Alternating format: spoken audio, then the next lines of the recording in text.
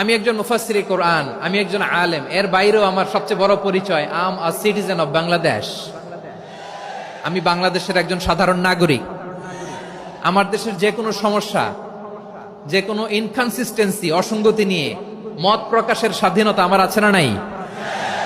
আপনারাই তো বাক স্বাধীনতার কথা বলেন, ফ্রিডম অফ স্পিচের কথা বলেন, বাক স্বাধীনতার কথা বলেন।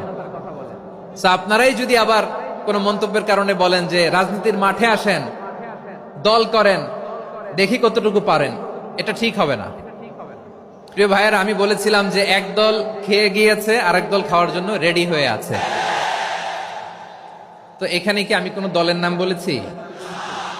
বাংলাদেশে 48টা প্রায় নিবন্ধিত রাজনৈতিক দল, কোন দলের নাম আমি বলিনি। কথাটাকে আমি জেনারেল রেখেছি। দায়ীদের বৈশিষ্ট্যই এটা, দায়ীরা জেনারেলি কথা বলে, যার যেই মেসেজ নেয়ার তারা সেখান থেকে নিয়ে নেয়।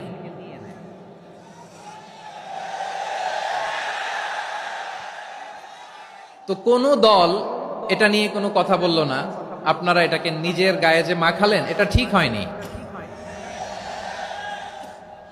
আমি বলবো যে এটা খুবই অনভিপ্রেত হয়েছে। কোন দলকে টার্গেট করে বা কোন দলের পক্ষে আমরা কখনো কথা বলি না।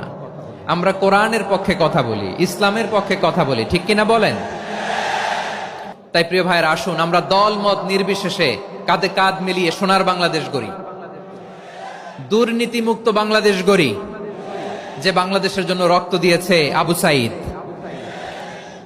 যে নতুন ভোরের বাংলাদেশের জন্য রক্ত দিয়েছে মুগ্ধরা, যে নতুন বাংলাদেশের জন্য রক্ত ঝরিয়েছে 24-এর যে গণ অভ্যুত্থানের প্রত্যেকটি শহীদের আওয়াজ করে বলেন ঠিক কিনা? আল্লাহ তাআলা আমার দেশকে তুমি নিরাপদ করো, শান্তিময় করো।